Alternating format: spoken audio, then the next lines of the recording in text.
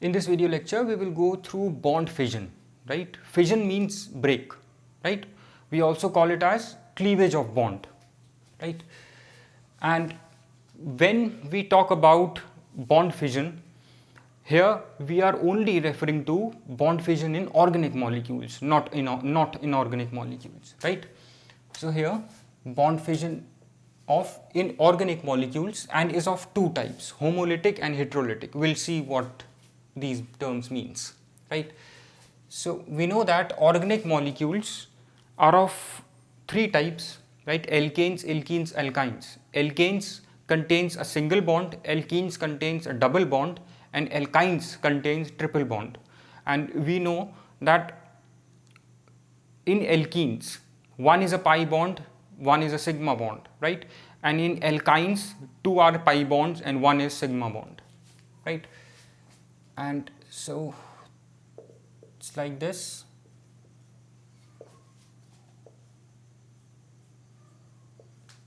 Right? And any bond, pi bond or a sigma bond, is always made up of two electrons, right? When pi bond forms, there is sidewise overlapping of, right, like this, sidewise overlapping of p orbitals, right, each containing one electron, right? Similarly, when a sigma bond forms, s orbitals overlap, or s and p orbitals overlap, right? Like this, right? These bonds always contains two electrons, right? So a bond always contains, this is a bond, right, sigma or pi, right? It always contains two electrons, right? Now when bond fission takes place, right, bond fission, when a bond breaks, right, now what will happen to these two electrons, right, that has formed a bond, right, between the two combining atoms. Say this is an organic molecule, this is a bond that contains two electrons. Now as per bond fission, when a bond breaks, right, this bond will break, right, and it has two electrons. Now two results takes place, right? Two things may happen when this bond will break, right? Two things may happen to the two electrons forming the bond, right? Either these two electrons will go to one of the combining atoms, right, or one electron would be received by each of the combining atoms, right? Two things may happen. First thing is, both the electrons goes to one of the combining atoms,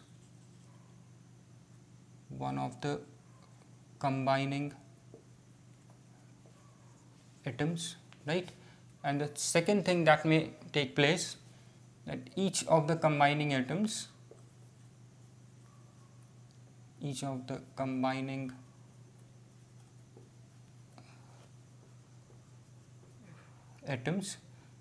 receives one electron each, right? So that means when this bond breaks as per this rule, right, where each of the combining atom receives one electron, that is, it will break in the form, then one electron would be received by A and one electron would be received by B, right? This is known as, and since both the atoms have received same number of electrons, this type of bond breakage or bond fission is known as homolytic, right? This is known as your homolytic bond fission, right? Just try to understand this word. Homo means same, right? This word is made up of homo plus lytic, right? Homo means same, lytic means break, right? So the word homolytic is given to this bond fission because homo means same, right? Same number of electrons will go to each of the combining atoms. So homo. Break means when a bond breaks, same number of electron would be distributed to each of the combining atoms, right? Now this type of bond fission would be favored in presence of ultraviolet radiations, right, or high temperature, or in the presence of organic peroxides, right? So whenever in future you study organic reactions, if the reaction is taking place in the presence of UV radiations, ultraviolet radiations, or at high temperature,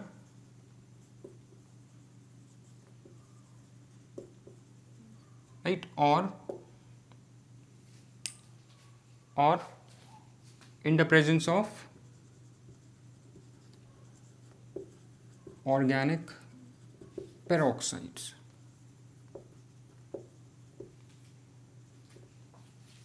right? Whenever these are the conditions for any organic reaction, then it will undergo homolytic bond fission, right? Now let's come to the other one. In this, just remember from this word homo, which means same, lytic means break. So when this bond breaks, each of the combining atoms get the same number of electron, right? That is 1 each, because a bond is always made up of 2 electrons, right? Now this kind of bond fission takes place in the presence of ultraviolet radiation, or in the presence of organic peroxides, or at high temperature, right? So whenever you see any reaction taking place under these conditions, right, and you are asked to write down the organic reaction mechanism, right, then just remember this will initiate via this homolytic bond fission, right?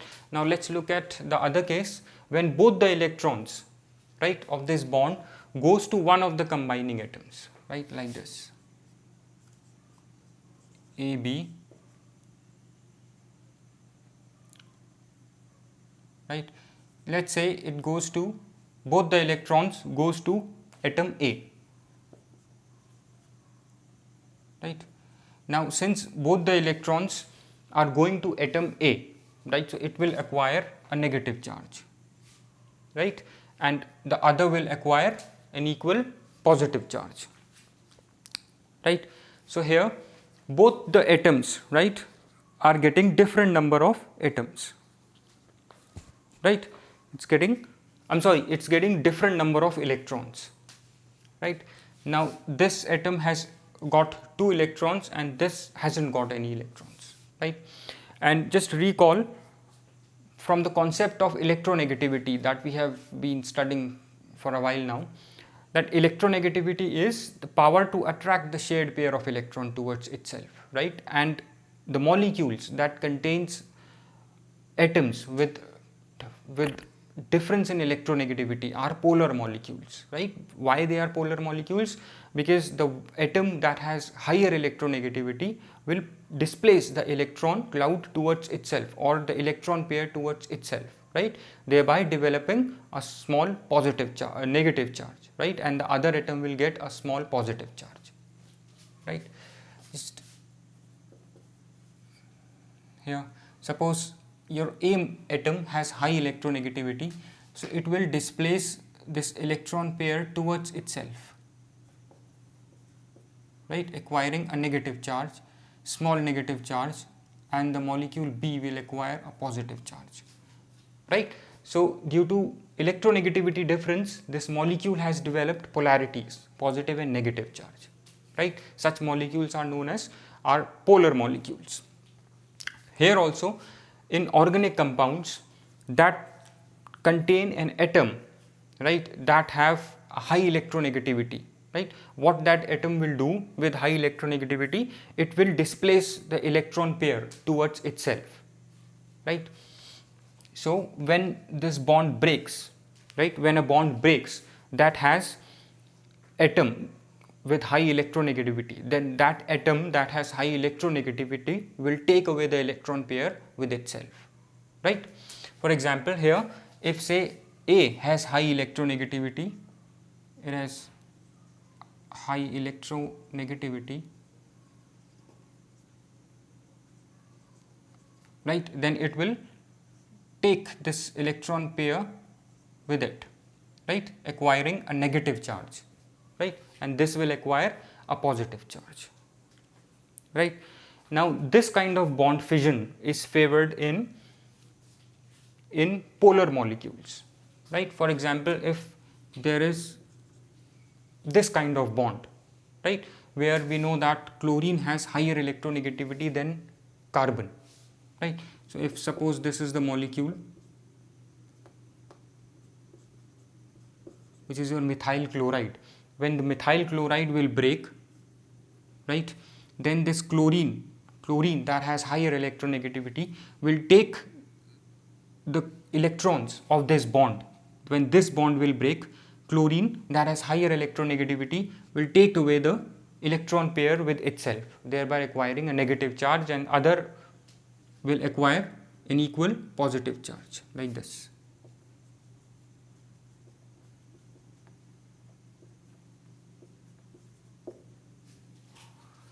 Right, same as here. Now just understand again from this word hetero plus lytic. Hetero means different. This word means different, and this means again break, right. So when bond breaks in heterolytic fashion, right, then atoms, right, after bond breakage will acquire a different number of electrons, right. One of the atom will acquire 2 electrons, that is both the electrons of the bond, and other will not acquire any number of electrons, right. That means different number of electrons. Here number of electrons with the atoms were same, 1 electron with each. Here number of electrons with each of the atoms in this bond is different. A has 2 electrons, both the electrons of the bond. B has none of the electrons, right. So this type of bond fission is favored by polar molecules, right, because when polar molecule like this methyl chloride will break, the atom that has higher electronegativity will take away both the electrons of the bond, right. Or this kind of bond fission is favored in organic solvents, right, when a reaction is taking place in organic solvent. In organic solvents, right, in organic polar organic solvents, I'm sorry, polar organic solvents, right. So this is all about your homolytic bond fission and your heterolytic bond fission, right. Now one important thing is, when this bond breaks, we get the atoms that has a positive and a negative charge, right. So what do we call to the atoms, right, or group of atoms? These can be atoms or groups of atoms. Like here this CH3, these are CH3 methyl group is a group of atoms, right. So here this methyl group has acquired a positive charge, and chlorine is an atom has acquired a negative charge, right. So these are your cations and anions, right. So heterolytic bond fission will result into the formation of cations and anions, right. So this results into cations and your anions, right. The one that has positive charge is your cation, right, and the one that has negative charge is your anion, right. Now in organic chemistry, we will call to the positive ion, we will call it as carbocation, right, and if it has a negative charge, right? It's called as not an anion, but we call it here as carboanion, right? So these are, it will result into the formation of carbocation, right, and carboanion, right? It will generate carbocations and your carboanions. This is important. We'll just look into carbocations and carboanions in next video lecture, right? These are carbocations and carboanions, and what do we call to these? These that have same number of electrons, or it has an unpaired electron, right? This has an, both these atoms have unpaired electrons.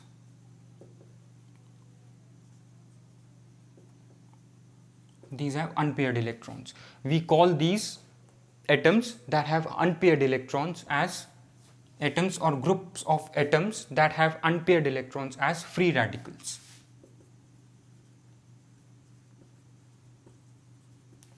Right? These are free radicals, and these are highly reactive. Why these are highly reactive? Because both of them have one electron each, and they will try to pair up immediately if they get someone, right, while reacting, right? In a chemical reaction, if they will try to acquire 2 electrons, right, to gain stability. So that is why they are highly reactive, because they try to get one electron each, right? So important thing is that all these fragments, right, after bond fission, all these like carbocations, carboanions and free radicals, all these are highly reactive, right? And all these are known as, to all these we collectively call as reaction intermediates, right? These are called as reaction intermediates. I'll just write it over here. Carbocations, carboanions, right, and your free radicals, right? All these are your reaction intermediates. Why? Because these are formed in between reactions, right? Before products are formed, these reaction intermediates will form, right? And these reaction intermediates are highly reactive, and these reactive intermediates will forward the forward reaction, that is the formation of product, right? I hope this is clear, right? So the most important part of this homolytic and heterolytic is that it will result into the formation of reaction intermediates, right, like carbocations, carboanions in case of heterolytic bond fission, which are highly reactive and will favor the reaction, right? Here it will form free radicals, right, that have unpaired electrons, right? So the atoms or groups of atoms with unpaired electrons are called as free radicals, and they are also highly reactive because they try to pair up an electron, right? They try to acquire one electron from some other atom and will form a bond, right? And these are reaction intermediates and will favor the product formation, right? These are highly reactive. So in the next video lecture we will go through in detail about these reaction intermediates. Thanks.